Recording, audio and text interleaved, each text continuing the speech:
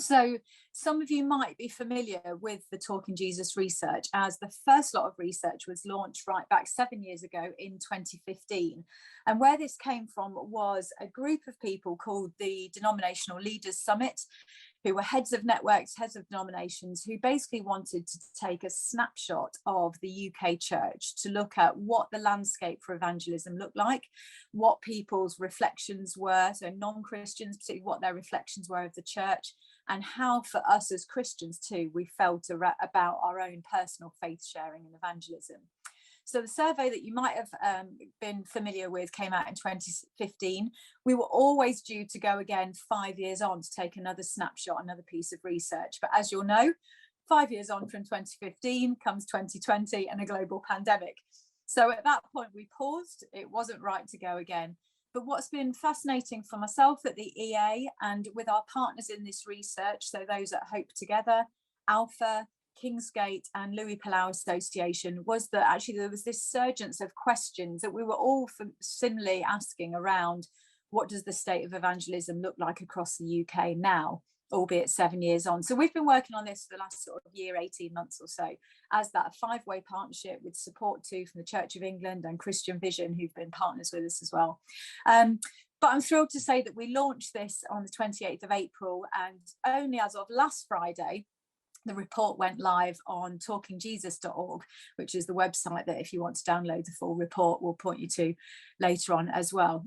So this is relatively hot off the press. So it's really good to be with you, to be sharing some of the snapshots as not quite an exclusive, but only a week on. It's pretty good news, and hopefully it'll be of interest to you as well. So if it's okay, for the next sort of 5 minutes or so, having given you a bit of the backdrop where it's come from, needless to say maybe that if you've caught any wind of this research so far, what I'd love to put out there right from the outset is that this is genuinely good news for the church and for us as Christian witnesses. What came out in 2015, thankfully, has similarly come out in 2022, that whilst there's lots of challenge, and it promotes lots of opportunities, there is lots of good news for both us as the church and also for us as individual Christian witnesses. And I'll share some of that as we go on through. So let me just share my screen with you, and hopefully you'll be able to see some of the stats that we've found in this research so far. So where did we begin?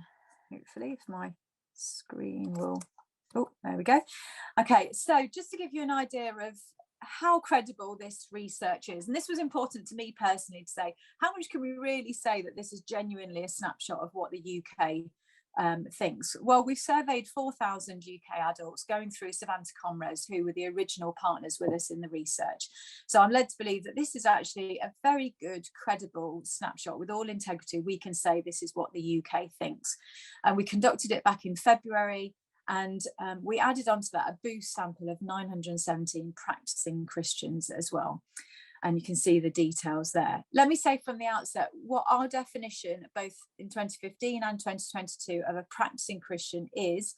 We go on this basis, that is a Christian who would say in the survey that they go to church monthly and that they pray and read the Bible weekly.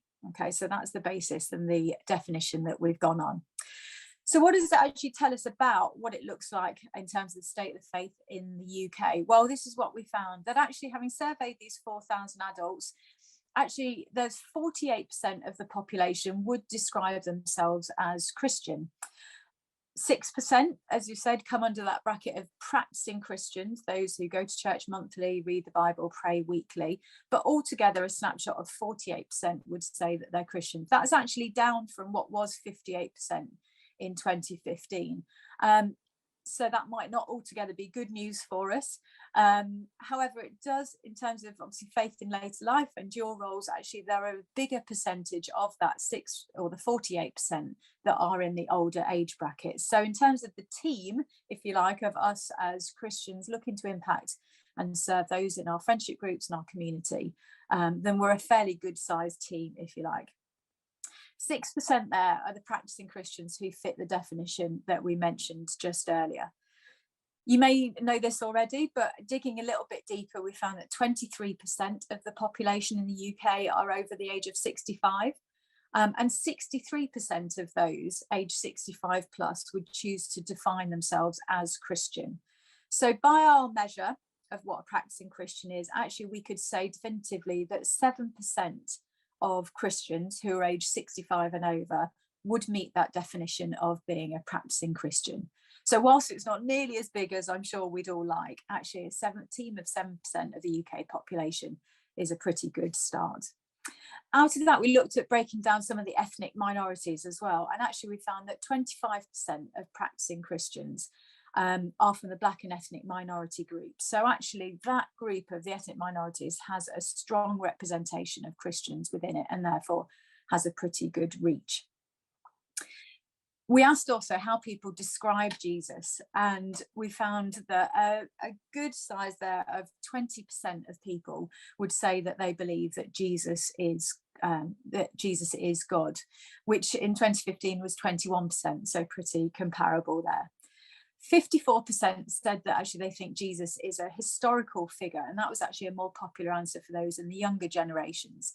So that might be of interest to us as well. As you can see there, other 33% said that they thought actually Jesus was more likely to be in their thinking a prophet or a spiritual leader, but not God. But 20%, as we said, do think that he is God.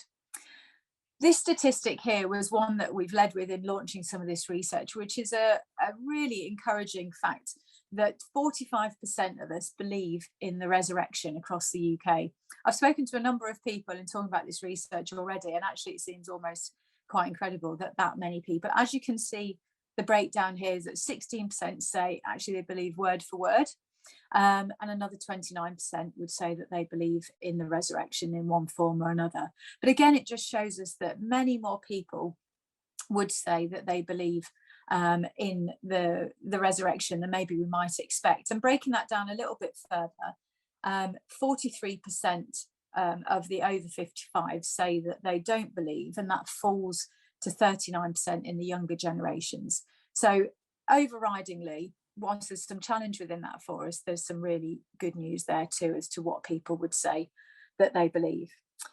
Let's just have a little look as to what our non-Christian friends might say about exploring faith, and hopefully this is of interest to you as it was to me when we dug into what the research findings were. And sorry, don't feel you have to read some of this small text, but all of this can be found in the report as well. When we ask the question, where do people go if they're interested in finding out about the Christian faith in the first place, where would they go? Well, the top answers that I can pluck out for you are that, as you can see there, 31% said that they would go to a local church. 28% shortly after that said that they would pick up a Bible.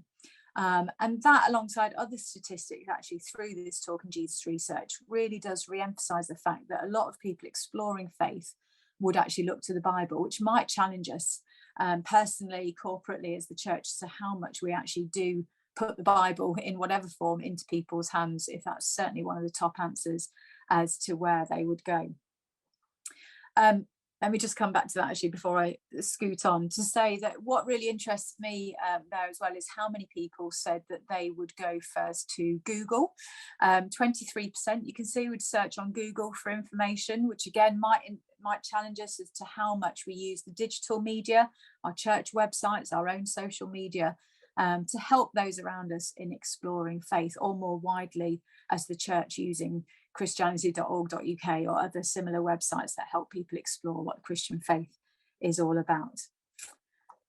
Just moving on, this is a really interesting statistic for us as well, which tells us that 53% of non-Christians said that they know a practicing Christian. So over half of the UK population said that they do know a Christian. And when we broke that down, actually the majority said that it was a friend. And if we break down the data even further, it is somebody who's a peer.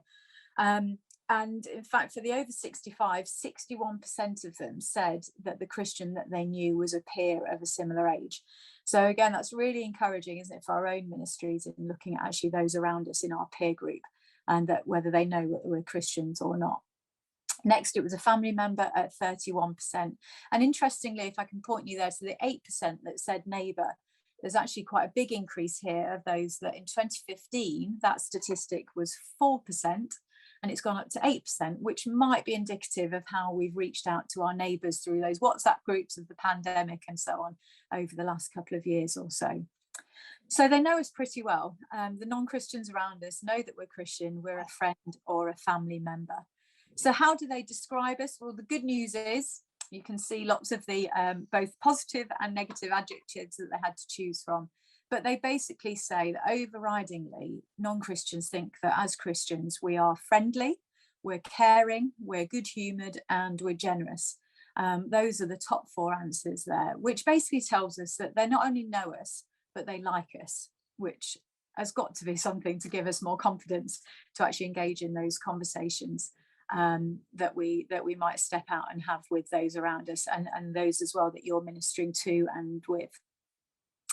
So just before I move on from that, actually, we asked a similar question, which I don't have a slide for here, but actually not just what non-Christians describe of the Christians that they know, but we also asked them how would non-Christians describe the church. And what's really interesting to me, maybe to you as well, is what came out really positive here for the Christian friend or neighbour or family member that they know was very positive. Actually, their perceptions of the church were that the top answer there was that the church was narrow-minded, 26%, hypocritical also at 26%. But the good news is that at 22% shortly after that, they think that we're friendly. So there's clearly challenge and opportunity there for the church to really assess how we do welcome, how we do hospitality, how we do invitation to those in our communities and those around us across all age demographics as well. But with sticking with this good news, the Christians that know us, like us, and think these positive things about us.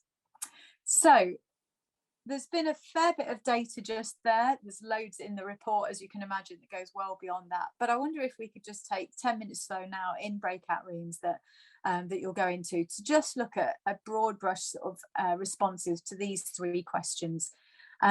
What I've posed here is just the questions around what interests you, what surprises you from even that snapshot of data so far.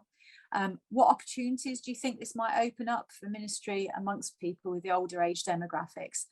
And what would you say about how you feel the data around how aware people seek to explore faith might impact our thinking of how to reach them? I realise we've done a very quick sweep through some of that, but I believe Ruth or Adson will kindly put you into breakout rooms. Have a little chat amongst yourselves, see what you think to those findings, and we'll regroup in just a few moments' time to discuss, or for you to put in the chat. In fact, what I'd love to suggest is actually if one of you in your small group could put a few nuggets or bullet points in the chat, and that would really help us to just look over those before we move on further.